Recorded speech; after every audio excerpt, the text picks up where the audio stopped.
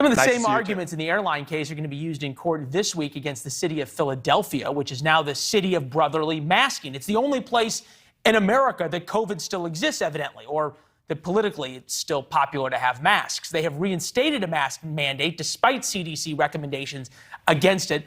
Wally Zimolong represents businesses suing the city over the mandate and joins us now.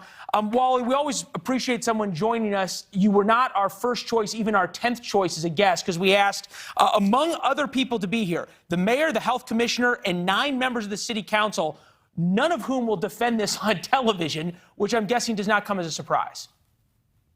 Doesn't come as a surprise at all, Leland. The city of Philadelphia is now the only place in the Western world that has a government-enforced mask mandate. It's now on par with the Chinese Communist Party and how they're going to deal with COVID restrictions.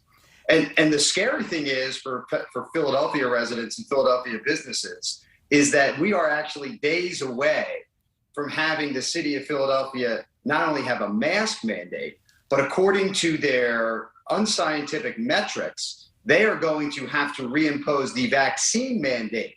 So they've really backed themselves into a corner here. Do you understand why they think they're smarter than the CDC? Well, because they're progressive leftists who think they're the smartest people in the room all the time. There's absolutely no science behind this. Their order contradicts the CDC guidelines, and it even contradicts the guidelines of some of the great health experts in the hospital systems in Philadelphia. Yeah, no, don't agree with this at all. Yeah, you know, their metrics Philadelphia hits to trigger mandates. Average cases, 225 in a city of millions, hospitalizations of 100. It's just sort of wild. If all of a sudden you double the number of cases from 10 to 20 in Philadelphia, they're upset. Getting back to what Chris Hahn said, at some level, this all becomes political. We know it is because politicians do what's in their perceived best interests, not necessarily what's in the best interests of all of us voters. Are we to believe that sort of the constituencies in Philadelphia's, the teachers' unions and the like, are strong enough and pro-mask enough that the mayor and the city council is getting support for this? Leland, I think that's partially correct.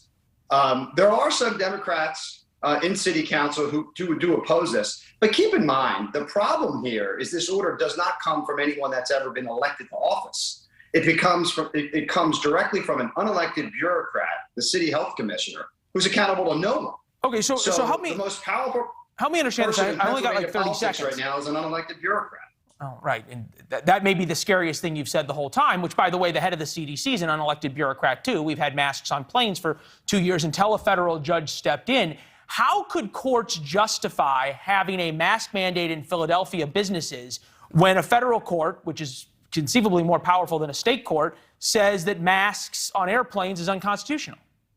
Well, you have to keep in mind there are 2 different regulatory regimes and there are 2 different statutes under which both mandates arise. Certainly it appears that they're inconsistent, but they're not. But we certainly think a state court judge in Pennsylvania, our Commonwealth Court, is going to agree with our position that the regulatory regime that the city of Philadelphia health director is relying upon does not provide her with the statutory underpinnings to, by fiat, impose a mask mandate on businesses and private residences, any place where people congregate. And within a few days, I'm going to say the quiet part out loud here, within a few days, they're going, by their own metrics, if they do not change this system, they're going to have to reimpose a vaccine mandate. And what that is that in order to gain entry into a restaurant, into a basketball game, into a baseball game, it's going to be going to have to show proof of vaccination. Well, it's going to be crazy because there's going to be people on Amtrak and other trains coming through Philadelphia. When you get to the Philadelphia airport, whether you have to wear the mask in the airport and then you can take it off when the plane takes off because of the difference between the federal statutes and what's happening in Philly. Hey, Wally, this is amazing. If your prediction proves true, we're going to bring you back as a prophet, all right? Thank you. Thanks for having me on. Yeah, thank you. Thanks for watching. Click the red subscribe button below so you can get more of NewsNation's fact-driven, unbiased coverage.